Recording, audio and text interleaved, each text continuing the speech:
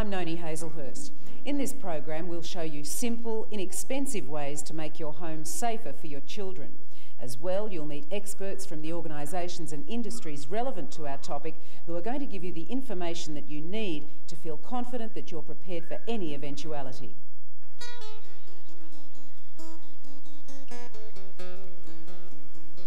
To address the issue of child safety in the home, a whole series of standards have been developed to guide building practices and product development.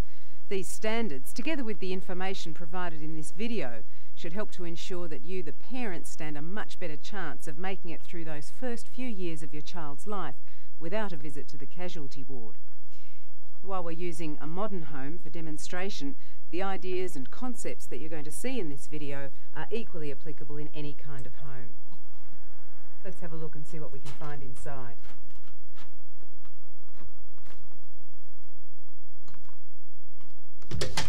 In our everyday adult lives, we face all kinds of risks, but there are things that we do to minimise those risks to ourselves. Wearing seatbelts, for example, or checking the temperature of the shower, or wearing oven gloves when we're dealing with hot dishes. As parents, it's our job to try and teach these self-preservation skills to our children. However, until they're old enough to learn them, children, and especially toddlers, need our constant attention and constant supervision. Unfortunately, we can't watch them every single minute of every single day, so it's really important to plan ahead. This is John Jarrett. He's my husband. Hello, darling. Hello. He's an actor and a builder, and I suppose most importantly, the father of 4 children. So he's well aware of some of the potential hazards in a home. And in the kitchen, I guess cupboards are a good place to start. Especially the lower cupboards with little kids running around that might have dangerous cleaning materials under the sink, for instance, or unsuitable foods, heavy tins that might fall on their little feet. So the best thing to do is to fit these child-resistant latches like these. These are a piece of cake to put on.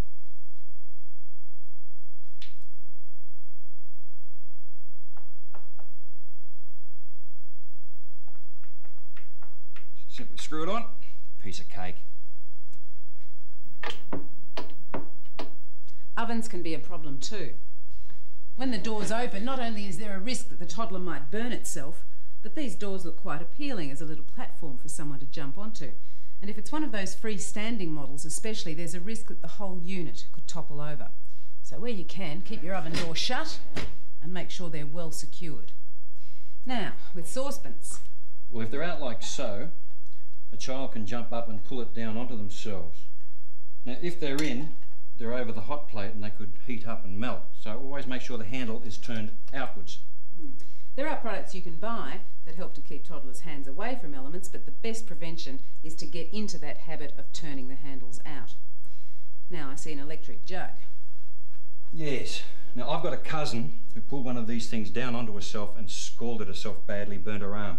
So it's always best to tuck the leads into the back of the bench and wherever possible, get one of these sprung leads as an alternative. So children in the kitchen can be a problem. They can get under your feet, they can burn themselves on hot dishes, they can slip. Ideally, when you're cooking, try and keep them out. Yeah, if you're capable, you can build a barricade, or there's always a playpen. So, to sum up, in the kitchen area, remove all dangerous materials from lower cupboards, and that includes vitamins and health products.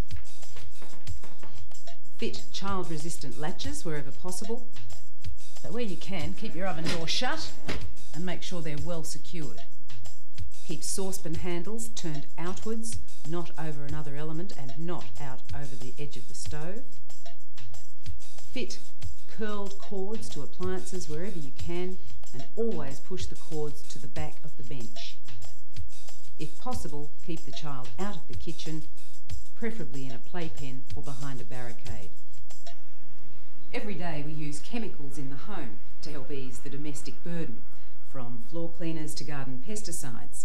Now the danger with children is the burning effect of some of these chemicals if they're swallowed or if they come into contact with eyes or skin. So the question we need to ask is, which of the products in my home are harmful to my child? To help us to answer this question and to tell us what to do, this is Suzanne Routley from the household cleaning products firm Benkiza, Australia. Suzanne, are all cleaning products harmful? To be on the safe side, you should consider that all household cleaning products are harmful. If, for example, a child swallowed a mouthful or two of disinfectant, they would be very ill, but they wouldn't be permanently damaged. If a product is extremely harmful, then it should have a warning label that will state exactly that on the label. Because children investigate anything they can get at easily, don't they? That's how they learn, by tasting and feeling and touching. What should we do if a product has a warning label? First of all, read it and take note of exactly what it says. And if possible, when you're purchasing a product, you should always try and choose one that has a child-resistant closure on it, just for additional safety. It'd be nice to think that these child-resistant lids were a complete guarantee of safety. No, unfortunately, you can't guarantee that they are perfectly safe. What you should do is use a child-resistant closure in conjunction with a few other things. In most homes, household cleaning products are usually stored under the sink. What you should do is take your plates and put those in that cupboard, and then move your household cleaning products up into the higher cupboard. Unfortunately, it's not as convenient, but it's certainly much safer. And the other point to consider is not to rely solely on those special latches that can keep children out of the cupboards, because unfortunately they can be left undone. So laundry chemicals should be treated the same way? Oh yes, very simple, straightforward things like concentrated laundry detergents and pre-wash stain removers can be extremely harmful to children. So they should also be kept up on a high shelf and certainly not left just sitting out on the washing machine. Now, Suzanne, a lot of children have been very badly burned by dishwasher detergents. What are the specific problems with these? A very common scenario is where someone will have stacked the dishwasher, they will have put the detergent into the dispenser, and then for some reason they've been called away. If this leaves the dispenser and the door open, then that's very inviting for a toddler to come along, and obviously the dishwasher door is just at toddler height, and this would give them access to the detergent as a concentrate, and that's likely to burn their throat if they swallow it. Another situation which is equally as bad is where someone has stacked, let's say, a bowl or a baking dish right at the front of the dishwasher. This means that during the cycle, when the dispenser door opens and releases the detergent, it can't open fully, resulting in a sludge forming, a sort of wet detergent sort of sludge in the bottom of the dispenser. This is also at toddler height when the door is opened, and they could then put their finger into that and then into their mouth. That's extremely dangerous and something that should be avoided at all costs. Now, I suppose another problem would be in garden sheds and garages where people transfer chemicals from one container to another. The situation that should be avoided at all costs is when you transfer a chemical from its primary container into something like a lemonade bottle or another food container, because without those warning labels on it, you're unlikely to know just how dangerous it is. And if a child would go into the garden shed and drink that, then you've got no idea of knowing what the poison is. The critical situation when a child has actually swallowed a poison is knowing what that poison is. And that information comes from being able to read exactly from the label exactly what the product is, so that a doctor or the emergency services can then give you information to either induce or not induce vomiting.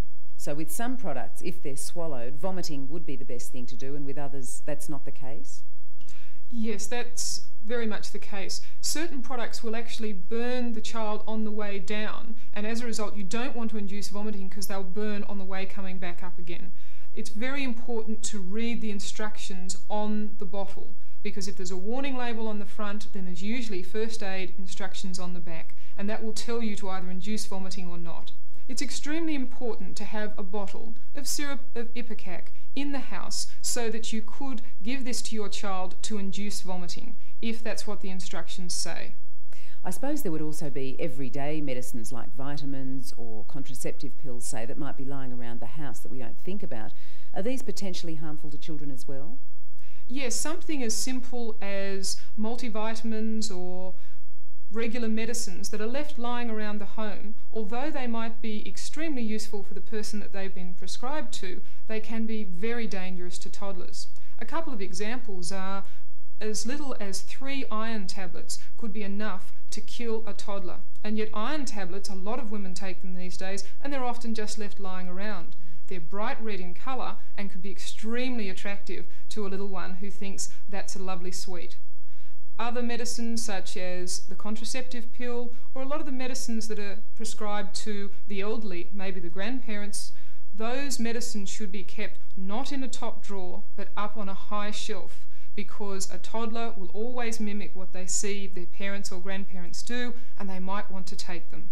And that can be extremely dangerous. Things that we're usually not aware of as being dangerous can often be very harmful. And I suppose there are parents who, in desperation to get their children to take medicine, have called them lollies. Yes, that is certainly, and I can feel for the parents in trying to get them to take the medicines, but it's very, very dangerous, because those lollies can be potentially dangerous if they're taken in quantities by the toddler, or the toddler might actually pick up another bottle of medication and take those, thinking that they're going to be the sweets that they might have had on the weekend.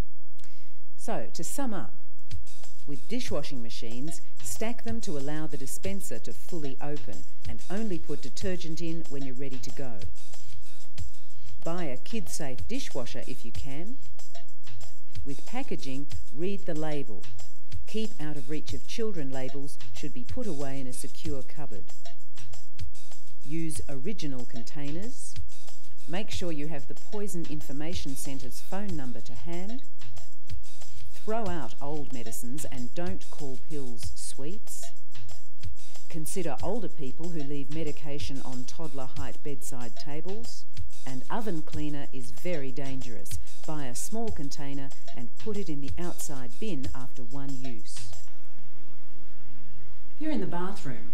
Let's have a look at some ways to prevent the most common bathroom injury, scalding.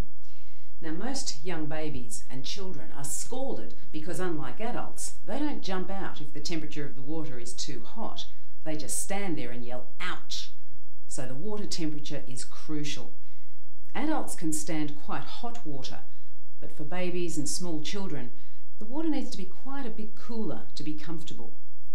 At 50 degrees, it can take quite a few minutes for a child's skin to burn, but once the temperature starts to rise to, say, 55, it can scald them in a matter of seconds. So always check the temperature of the water with your elbow, not with your hand.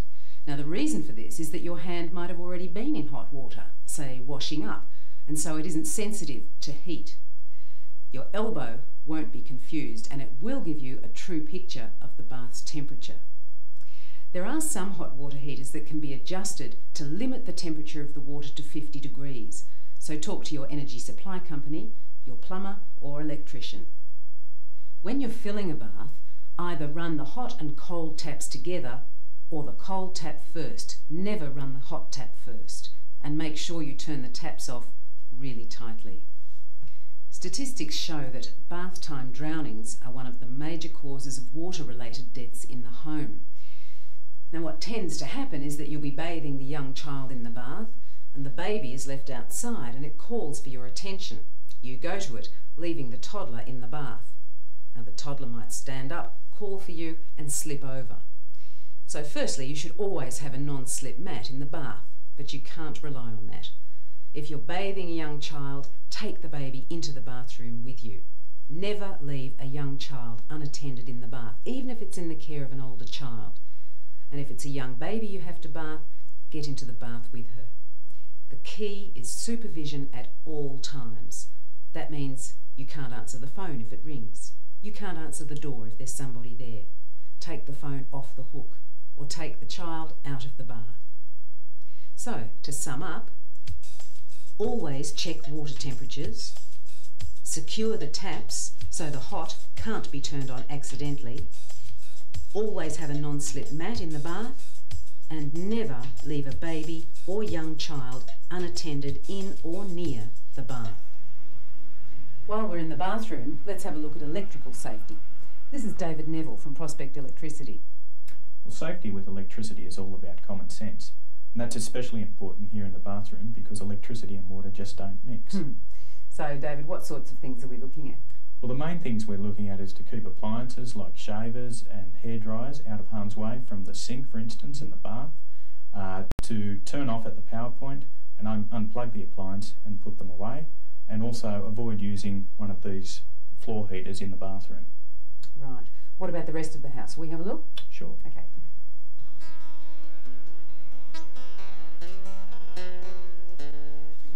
guess PowerPoints, they're a great temptation for children. They can be. Children often try and insert foreign objects into PowerPoints. One of the simple safety steps that can be taken is to buy some safety plugs and insert them into PowerPoints right throughout the house, and that avoids the child being able to access any of the live parts in the PowerPoint. Is this the safest way to deal with electricity? Well, there's no device at all that covers every conceivable dangerous situation in the house, but safety switches go a long way towards achieving that. Safety switches can be installed in the meter board or individually in PowerPoints throughout the house, and they work quite simply in most cases by detecting a fault and then cutting off the power flow. Are safety switches very expensive? Not really. In most cases, homes are already installed with them, so it may pay to double check. In other cases, people can contact their local electricity supplier for more information on safety switches, and in situations where they may be renting, the landlord could also be helpful with providing information and help with installing them. And do you have any other safety tips you can give us? Well, people should avoid overloading their PowerPoints. That could cause blackouts or, in extreme cases, fires. What they should do if they're wanting to run a number of low power appliances like stereos and videos and so on is to use a power board. That's the best solution. Okay, thanks very much. Thank you.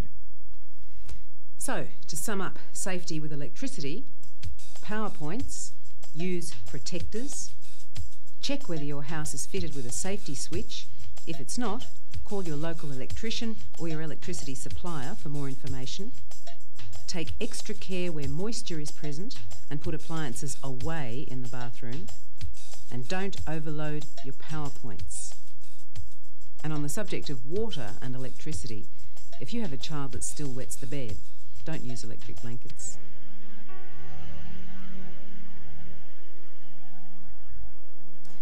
A nice hot cup of tea, very relaxing, but it brings up the problem of children being scalded by hot drinks. Now, it could be that the adult accidentally spills some, or the child might want to see what it is that you're drinking, pull the cup over and scald itself that way. The best thing you can do is to keep these potential hazards completely out of the way. Just remember that hot drinks, hot foods from the microwave, hot water in the sink, even mop buckets full of hot water all have the potential to scald.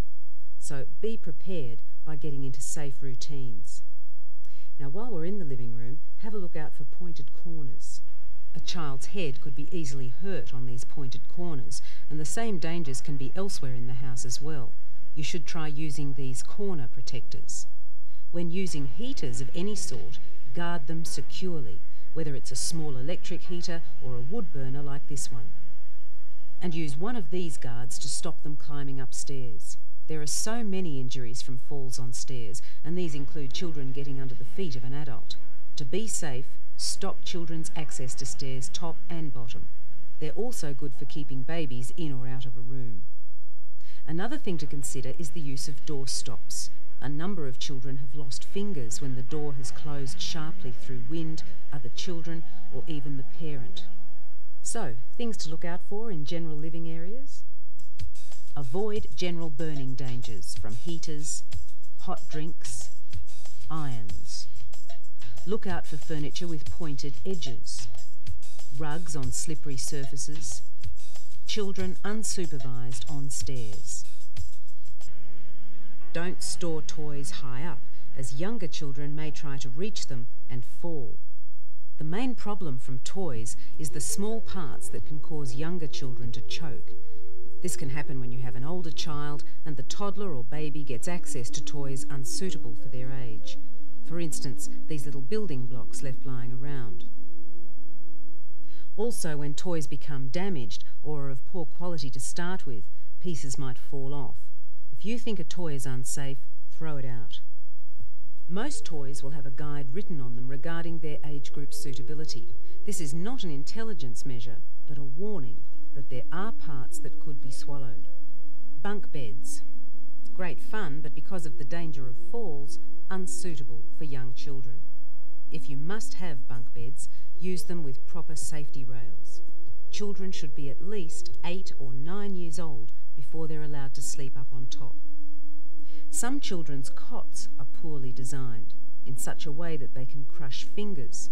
There are also injuries from limbs or the head getting stuck in openings. so when you buy one, look for the relevant safety standard. And while still in the bedroom, when you're using a change table to do baby's nappy, make sure she can't roll off while you're getting a nappy or whatever. Also, never leave a baby on the bed or on furniture. Murphy's Law suggests she'll learn to roll the minute she's in a dangerous position, and it's a long way down. So to sum up, if you must have bunk beds, use them with proper safety rails. Some children's cots are poorly designed, so when you buy one, look for the relevant safety standard. Make sure that your child is playing with toys designed specifically for their age group. Don't store toys high up, as younger children may try to reach them and fall. One of the challenges of rearing young children is trying to feed them without getting covered in mush yourself. Now always make sure that the high chair is stable and fitted with a safety harness. Too many accidents happen when children can wriggle out of the high chair and fall on the floor. One of the main food-related problems with children is choking. Babies and toddlers can easily choke on hard foods like nuts, bones, raw carrots and apple. If you're not sure whether you're feeding your baby the right food, check with your local baby health professional. And never try to feed a distressed child because they naturally inhale to scream and may choke. Most babies go through a stage where they put everything they can into their mouths, and they're usually mobile at this stage as well. Basically, anything smaller than a ping pong ball is a potential choking hazard. David McAllister from the Royal Life Saving Society shows us what to do if a child is choking. If you have a suspected choking patient, no matter what the age of the patient, there's two basic things that you need to remember. Number one is you need to try and get the patient into a position where gravity is going to assist with removing the obstruction. Number two, you need to give the patient 4 firm back blows between the shoulder blades. The bigger and the older the patient is, the firmer the blows need to become. If you've got somebody this size, the things that you need to do is you would support the child's chin and head area, you put the rest of the body of the child along your forearm, and you roll them forward so their head is lower than their body. You would then give 4 firm back blows in a downward action using the heel of the person's hand. That way you won't cause any damage to the spine, etc. in that area. If the baby or the child is a little bit bigger and you're not as strong or strong enough to hold them into that position, then you could sit down on a stool or chair, supporting the head in the same method, and the body of the person, you'd roll them forward and lay them over your lap. The head again is lower than the body, and you would deliver the 4 firm back blows in that action. If the child is bigger again, or you have an adult patient, then the best position to get them in is down on the floor on their side. The way you would do that is you get right down onto the ground, you roll the person onto their side, and once again supporting the person's head, you would give them 4 firm back blows in that action. And you can see once again the head is pointing towards the ground so that you've got gravity assisting. Choking can happen all too easily and quickly. If you get down on your hands and knees and have a look around, you'll be surprised at the bits and pieces you'll find hidden on the floor. So to sum up, be aware that many ordinary household objects are potential choking hazards. Coins and button batteries are particular hazards. Be aware of the hard foods that are unsuitable for young children. When feeding children in a high chair, remember to use the harness so the child cannot stand up and fall. There have been far too many deaths as a result of house fires, but to drastically reduce this threat, there is one simple device that should be installed in every home: the smoke detector. This is David McCurdy. He's a fire prevention officer. David, why have these devices been so effective in reducing the death threat? Well, the main problem in a house fire is the smoke that's given off from materials when they burn. When you're asleep, you don't wake up from smoke. You can't smell the smoke. So a smoke detector's there to wake you up. In the early stages of the fire? In the very early stages of the fire, it senses the very small particles of smoke and lets off a shrill tone which will wake you up. Why doesn't smoke wake you up just when you smell it initially? Well, on occasions it will, but normally it's carbon monoxide will put you into a deeper and deeper sleep, so you lose consciousness. So without the smoke detector, you may not wake up till it's too late, or you may not wake up. That's correct, and if you do wake up, the time you've got to get yourself, and very importantly your children out, is going to be very limited. So the smoke detectors are really effective? Oh, very effective, and a lot of local councils are now putting them in their procedures to make sure they go into buildings. Right. And where can you get them if they're not compulsory with your council? You can get them from your local hardware shop. They're very cheap and easy to install. They only take a few minutes to put up. They are your best guarantee against a fire. What about fires that might happen during the day? Most fires start in the kitchen, so it's probably worthwhile we go and have a look in there. Let's go.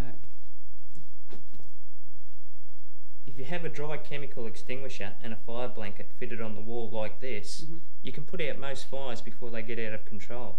It's very important though to have them secured on the wall like this, away from the main danger, which would be the stove. Right. So you can easily get to it in a fire situation. What other fire dangers are there in the home? Other fire dangers, we have a lot of trouble with electrical wiring, faulty wiring. If you have an electrical safety switch fitted to the house, that can eliminate a lot of those troubles, and it'll greatly reduce the chance of a fire happening. All right. So to sum up, fit smoke alarms, fit an electrical safety switch. If you can afford it, keep an extinguisher and a fire blanket in the kitchen in an easily accessible position, and make sure the extinguisher is a dry chemical one. And if you're a smoker or you have any reason at all to use a lighter or matches, make sure you keep them well out of the reach of children, because they'll see you using them and naturally want to copy you. Incidentally, child accident prevention agencies discourage the use of baby walkers, not just for medical reasons, but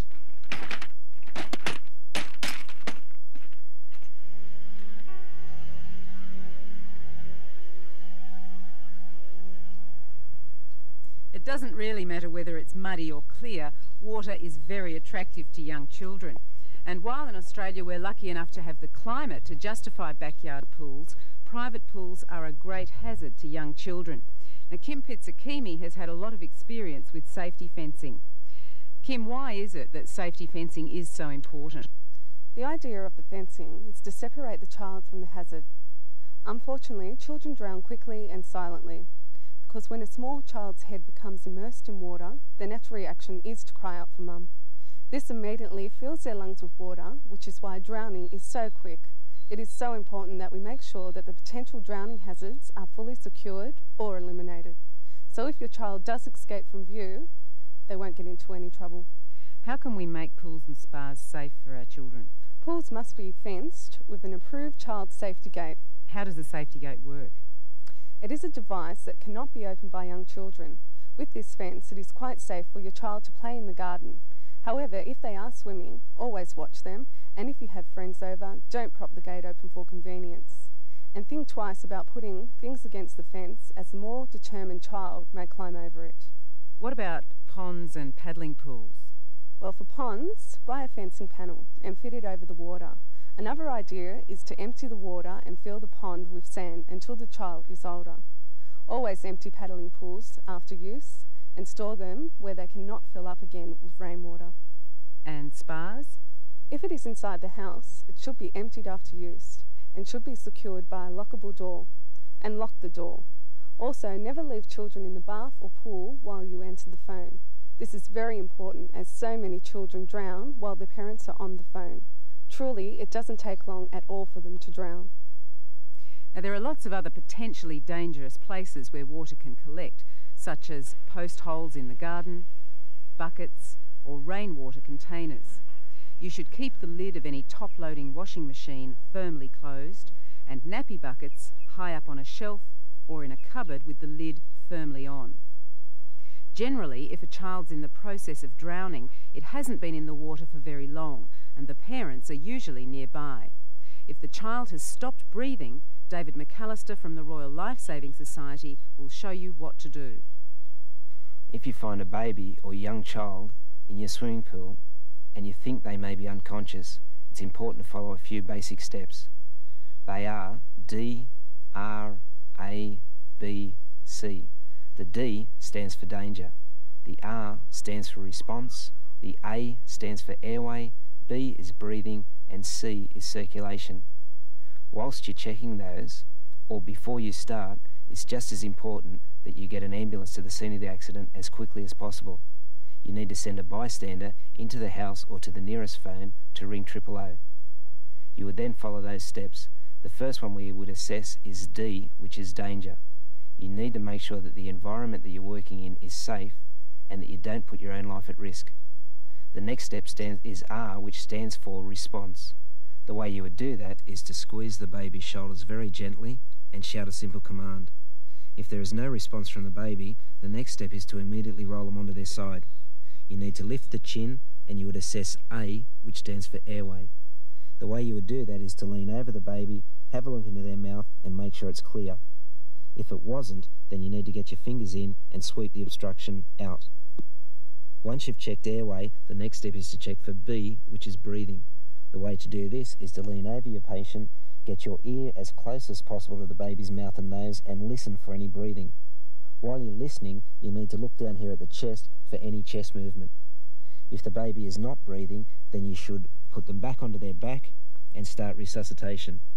You need to lift the chin very gently so that the baby is basically looking straight up. The other hand supports the hard parts of either side of the skull, keeping your hand away from the fontanelle at the top. You should not tilt a baby's head all the way back. It's very important that you don't do that. If you do, you could kink their airway and prevent air from going to the lungs. You would then cover the baby's mouth and nose with your mouth, and then you would just breathe from the cheeks, so it's a very gentle puff. The 5 puffs are done this way.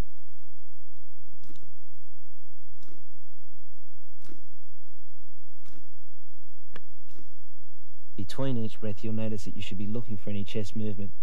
Once you've done that, and you know that the lungs are full of air, the next step is to check for the pulse, which is C, circulation of our steps. The way to do this is just to feel next to the Adam's apple into the carotid artery. If you can feel a pulse, then you know the heart is beating. In this case, the heart's beating but the baby is not breathing. You therefore just continue breathing at 1 breath every 3 seconds. The way that's done is puff gently and turn and look at the chest. 2, 3, 2, 3. It's a good idea to count to yourself to get the cycles correct. Between each breath, you should just turn your head slightly and watch the chest movement. That way you know that air is entering the lungs. You should continue at 1 breath every 3 seconds or 20 breaths per minute. After approximately a minute of expired air resuscitation, you should then check a pulse again. If the pulse has stopped, then we need to go down here under the chest and give the baby an artificial heartbeat. If the pulse is present, then you should just continue 1 breath every 3 seconds until you've got an ambulance at the scene of the accident. The way you do the chest compressions is to locate up onto the chest, find the bottom of the sternum or the breastbone, put 2 fingers next to that on the lower half of the sternum and compress the chest approximately 1/2 inch or 1.5 centimetres. You need to do 15 compressions to 2 breaths of air in a 10-second cycle. That way you're getting 6 cycles to the minute. And that would be done in this method. 1, 2, 3, 6, 7, 8, 9, 10, 11, 12, 13, 14, 15. The 2 important things to note here is softer and quicker. You would continue this cycle now until your ambulance arrives at the scene of the accident. It's just as important to still check for this pulse after the first minute and then every 2 minutes. If the pulse does happen to return and you're lucky enough for the breathing to return also, then what you should do with the patient is roll them back onto their side, lifting the chin, and that should keep them breathing until the ambulance arrives. So to sum up, never leave a child in any water without adult supervision. Consider all potential water hazards. Keep your top-loading washing machine lid closed, the nappy bucket out of reach and secured with the lid, empty buckets and other containers with no secure lid, and fence spas and pools. And when you go visiting, make sure there isn't a water hazard in your friend's garden. Above all, supervise. Australia's got one of the highest dog ownership rates in the world, and while dogs like this particularly can make great family pets, like so many other things in the home, there's a lot to think about. Kirsty Sexel is a vet and animal behaviourist. She's going to show us why things can go wrong and what we as parents can do to help to minimise those problems. Dogs make good pets because they're used to living in a pack. They're used to having a leader and a follower. And your dog should feel confident where his position in the pack is, at the bottom. The most common dog bites are when the family pet bites, and it's often because the dog doesn't realise that it should be at the bottom of the family pack. It often obeys what mother might say and what father might say, but it doesn't recognise children as being more dominant to it. So it's very important that the dog is fed last. You don't let it sleep on the furniture, and it's a good idea to get the children to also train the dog as well, to get the dog to sit and drop so it knows it has to obey commands regardless of which human is asking it to do something. Often dogs take the place of children. They are treated like children. They sleep in the same bed, they're fed at the same time, and these dogs find a new baby a real threat because they think they're dominant to the baby. And it's very important for these dogs to realise that they really need to go down that hierarchy, that the baby really is higher than them in all circumstances. There's some very important things you can do before you bring your new baby home. Firstly, take your dog to the vet. Make sure your dog is fit and healthy. Secondly, do some obedience training with your dog. When you do get the baby home, make sure that you don't only deal with the dog when baby's not around. It's important that the dog learns that baby means good things, so try and feed your dog, pat your dog when the baby's around, so the dog will associate the baby with positive and good things. But be careful not to let the baby get too close while the dog is eating. And most importantly, never leave your dog unsupervised with a young child. Accidents only take a split second and tragedy can occur very quickly. When you're introducing your dog to other children, it's a good idea to get the child to hold out the knuckles towards the dog. If the dog doesn't sniff, it's probably a good idea not to pat the dog. If the dog does sniff the knuckles, then always pat the dog underneath the chin and on the chest, never on top of the head, because that's a very threatening thing to do to a dog, and the dog might bite. Even if your dog is friendly with you, it may not like children because it may not have had any exposure to children. And if your dog is unfriendly to children, you really want to seriously consider the risks involved in keeping such a dog. If you don't already have a pet, it may be worthwhile considering waiting until your children are a little bit older, because dogs take time and energy just as children do. To sum up, if you don't have a dog, consider putting off buying one until the children are school age. If you already have a dog, introduce the dog to the new baby. Include the dog in your day-to-day routines. Keep babies well away when feeding the dog, and never leave babies or young children together with dogs unsupervised. And talk to your vet. Make sure that your dog is healthy and regularly wormed. Any medical problems like skin irritations or ear infections can make your dog unfriendly when it's being approached or patted. While we might spend most of our time with small children in the house or in the garden, many of us would travel a number of times each week, even daily, in the car. Now, there's no doubt at all that if a person has a car accident and they are effectively restrained, that the likelihood of injury is greatly reduced. From babies through to school-aged children, there are effective ways of restraining your child. Michelle Booth is the Road Safety Manager at the NRMA, Australia's largest motoring organisation. The proper use of child restraints is the most important action we can take to ensure the safety of our children when travelling in vehicles. Now, laws do vary slightly between states and between countries, but essentially the facts are the same. Child restraints save lives. And by child restraint, we mean a device that is specially designed to carry children in a vehicle and approved to the Australian standard. The child restraint must always be properly fitted in the vehicle, and that means that you should follow all instructions when installing the restraint. Make sure the top tether straps and the adult seat belt, which is holding in the restraint, are properly adjusted, and they shouldn't have any slack. With baby or infant restraints, such as this capsule, the restraint should never rest on the seat in front. Make sure the baby is secured properly and comfortably, again according to the instructions. Check that the harness, which is holding the baby in, and the tether straps are secure, and that any blankets are placed over the straps. Child seats are suitable for children from about 9 kilos, which is around 6 months of age, up to around 19 kilos, which can be around 4 to 4.5 years of age. Again, the restraint must be properly fitted in the vehicle, and it's important to follow all instructions. With the child seat, you should push it back into the car seat as far as possible to minimise any movement in a crash. Make sure you adjust the harness firmly so that there are no twists, and also not too firm that it's too tight on the child. After the child seat, you should consider placing your child into a booster cushion. Now, a booster cushion must be used in conjunction with either an adult seat belt or a child safety harness. You should use a booster cushion or choose a cushion that has some back support and some side support, and also has a sash guide so that the seat belt can feed through the sash guide and not rub on the child's neck or face. So to sum up, it is very important that the restraint you choose for your child is most suitable for your child's weight and for your child's height.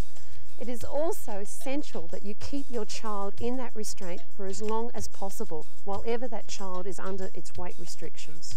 If you're going to fit a restraint in the car yourself, you should read and follow the instructions that come with the child restraint. You should also look in the owner's manual that comes with your vehicle for advice on where the child restraint anchorage points are in your car. You can also have your child restraint professionally fitted in your vehicle, and for advice on where this can be done, you should seek out your local traffic authority or motoring organisation. You should never leave your child unattended in a vehicle. You should also make sure you have plenty of fresh air circulating in the vehicle, and on a warm day, think about placing some sort of sunscreen on the window to minimise the amount of sun that comes in on the child, because children do dehydrate in warm weather. If you have a garden, there's nothing better than letting the children out to play when it's fine. The most important thing is to have an area where a young child can play without wandering off unnoticed. A fenced garden is ideal. If not, for smaller children, a playpen is a great idea. You'll always know exactly where they are. Swings are great value, but make sure yours has got a soft seat. Too many accidents are the result of children being walloped on the head by hard swing seats. Sandpits can be a great source of fun. Try to keep them covered though when they're not in use, as cats find them a convenient toilet. If you keep poisons in your garden shed, make sure that they're in the correct containers, but keep the door locked at all times and use a quality padlock. When you drive off, always make sure you know where your children are. Too many children have died or been seriously injured by their parents driving over them in their own driveway. And a large number of children receive severe burns from open barbecues and bonfires. Again, it is vital to keep an eye on the children at all times. To sum up, cover sand pits, soft swing seats, lock your shed, fence your yard, keep children away from open fires, and never move your vehicle without knowing your children's whereabouts. Insist on the use of safety helmets when using bicycles. And when in the sun, remember that young children's skin is very prone to burning, and that early overexposure to the sun is linked to skin cancer later in life. Put a hat on them, cover them up, and use UV protection cream. Your local hardware shop or department store should stock most of the products that you've seen, and installing them is generally not difficult. One or two of the items might be a little bit costly, but what price can you put on your children's safety?